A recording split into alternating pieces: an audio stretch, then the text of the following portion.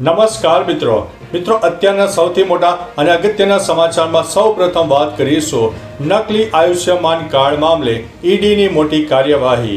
નકલી આયુષ્યમાન કાર્ડ બનાવીને દર્દીઓની સારવારના નામે સરકાર પાસેથી પૈસા વસૂલવાના મામલે ઈડી તપાસ કરી રહી છે।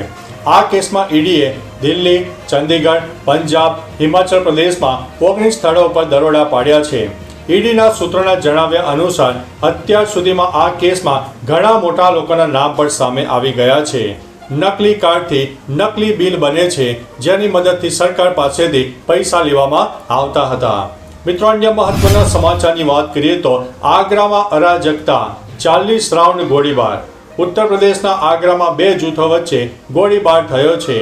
સમોગાર ગામમાં રાત્રે નજીવી તકરારમાં ગોળીબાર સુધી વાત પહોંચી ગઈ હતી। ગોળીબારના કારણે ગામમાં અરાજકતા ફેલાઈ ગઈ છે અને લોકો પોતાના ઘરોમાં કેદ થઈ ગયા છે। ઘટનાની માહિતી મળતાની સાથે જ મોટી સંખ્યામાં પોલીસ કાફલો ગામમાં પહોંચી ગયો હતો। લગભગ 30 થી 40 રાઉન્ડ ફાયરિંગ થયું હોવાની ઘટના સામે આવી છે। મિત્રો, અન્ય મહત્વના સમાચારની વાત કરીએ તો ભાવનગરમાં ડેન્ગ્યુને દસ્તક દીધી છે। 2 કેસ સામે આવ્યા છે। ચોમાસાને કારણે ભરાયેલા પાણીના કારણે રોગચાળો ફેલાવાની ભીતિ સેવાઈ રહી છે। ભાવનગરમાં વરસાદી પાણી ભરાતા રોગચાળો ફાટી નીકળ્યો છે। ડેન્ગ્યુના 2 પોઝિટિવ કેસ નોંધાતા મહાનગરપાલિકાનું આરોગ્ય વિભાગ એલર્ટ બની ચૂક્યું છે। મહાનગરપાલિકાએ શહેરના અનેક વિસ્તારોનું નિરીક્ષણ શરૂ કર્યું છે। એક બાળક અને મહિલા ડેન્ગ્યુનો ભોગ બનતા સારવાર અર્થે હોસ્પિટલમાં ખસેડવામાં આવ્યા છે।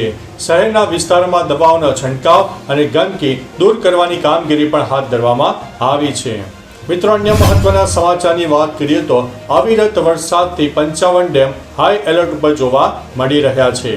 રાજ્યમાં વરસાદ પડતા નવા નીરની આવક પણ થઈ છે। સામે આવેલા આંકડા અનુસાર રાજ્યના 206 જળાશયોમાં 50 થી લઈને 84% સુધીનો જળ સંગ્રહ થયો છે, જેમાંથી 47 ડેમ 100% ભરાઈ ગયા છે, તો 29 ડેમ એવા છે જે 70%થી વધુ ભરાઈ ગયા છે। આ ઉપરાંત રાજ્યની જીવાદોરી સમાન સરદાર સરોવર ડેમ 55% ભરાઈ ચૂક્યો છે। આ સિવાય રાજ્યમાં 55 ડેમ હાઈ એલર્ટ ઉપર રાખવામાં આવ્યા છે, જ્યારે 10 ડેમને એલર્ટ ઉપર રાખવામાં આવ્યા છે, તો 11 ડેમ વોર્નિંગ ઉપર મૂકી દેવામાં આવ્યા છે।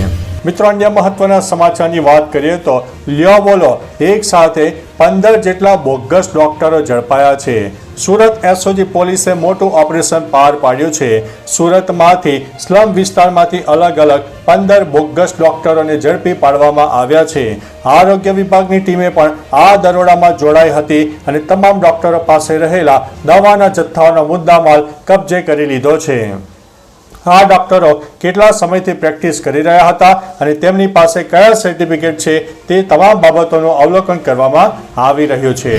મિત્રો, અન્ય મહત્વના સમાચારની વાત કરીએ તો જીવન વીમો અને મેડિકલ વીમા પ્રીમિયમ પર જીએસટી નાબૂદ કરો તેવી રજૂઆત કરવામાં આવી છે।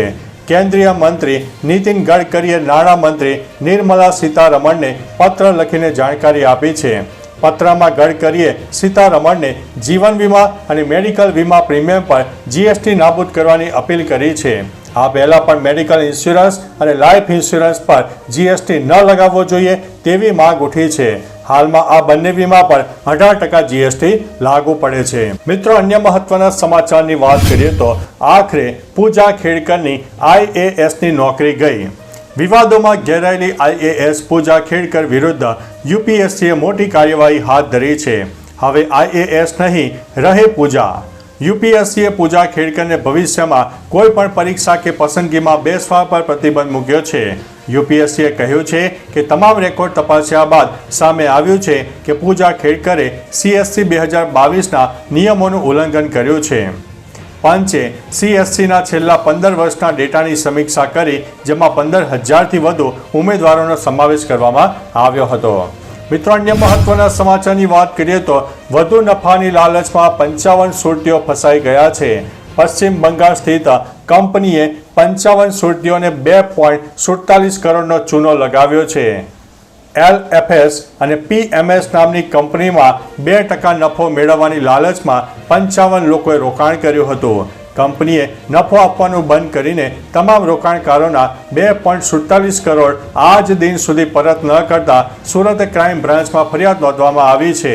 Surat economic cell police sub inspector N.A. Chauhan દ્વારા તપાસ હાથ ધરવામાં આવી છે. મિત્રો, અન્ય મહત્વના સમાચારની વાત કરીએ તો યુપી વિધાનસભામાં પણ પાણી ભરાઈ ગયું છે. જાહેર જનતાની સાથે સરકાર પણ મુશ્કેલીમાં મુકાઈ છે. તો હવે કહેવું કોને? ભારે વરસાદને કારણે યુપી વિધાનસભામાં પાણી ભરાઈ ગયું છે. કેમ્પસમાં એટલું પાણી ભરાઈ ગયું છે કે કર્મચારીઓ અને વિધાનસભાના સભ્યોની અવરજવર બંધ થઈ ગઈ છે. એટલું જ નહીં, મહાનગરપાલિકાની છત પણ લીક થઈ રહી છે.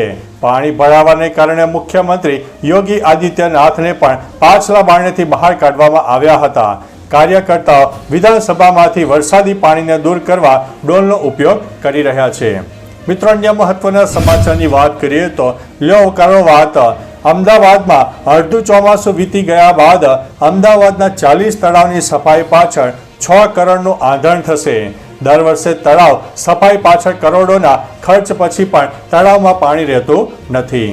મિત્રો, અન્ય મહત્વના સમાચારની વાત કરીએ તો 64 વર્ષના વૃદ્ધની ધમધમતી પ્રેક્ટિસ ઉપર એસઓજીની સર્જરી કરવામાં આવી છે. પોરબંદર શહેર અને જિલ્લામાં ડિગ્રી વગરના અનેક ડોક્ટર પકડાઈ રહ્યા છે. ત્યારે વધુ એક ઉધાડપગો ડોક્ટર કુતિયાણા ગામેથી ઝડપાયો છે, જેની પાસેથી પોલીસ દ્વારા મેડિકલ તપાસણીના સાધનો, ઇન્જેક્શન અને દવા સહિતનો મુદ્દામાલ જપ્ત કરવામાં આવ્યો છે. મેડિકલ ચેકઅપના સાધનો ઉપરાંત કોથળા ભરીને દવાઓ પકડાયા છે. દર્દીઓને તે ડોક્ટર ઇન્જેક્શન પણ આપતો હોવાની માહિતી સામે આવી છે. મિત્રો, અન્ય મહત્વના સમાચારની વાત કરીએ તો સુરતમાં બાઇક ચોરી કરતા આરોપીને પાસા હેઠળ ભુજ જેલમાં રાખવામાં આવ્યો છે. આરોપી રાજસ્થાનની કંપનીમાં મજૂરી કરતો હોવાની બાતમી મળતા સુરત પોલીસ સુપરવાઇઝર અને વર્કર બનીને પકડી પાડ્યો છે. 2 દાયકા પૂર્વે 2001માં ભૂકંપમાં ભુજની જેલમાંથી નાસી છૂટેલા કેદીને વેશ પલટો કરીને સુરત પોલીસે રાજસ્થાનથી 23 વર્ષે પકડી પાડ્યો છે. સુરત પોલીસે જે આરોપીને પાસા હેઠળ પકડ્યો હતો અને ભુજની જેલમાં રાખવામાં આવ્યો હતો તે ભૂકંપના અન્ય કેદીઓની સાથે નાસી છૂટ્યો હતો. તો ચાલો મિત્રો, ફરીથી દેશ અને દુનિયાના સુપરફાસ્ટ સમાચાર લઈને મળતા રહીશો. ત્યાં સુધી અમને રજા આપશો. નમસ્તે.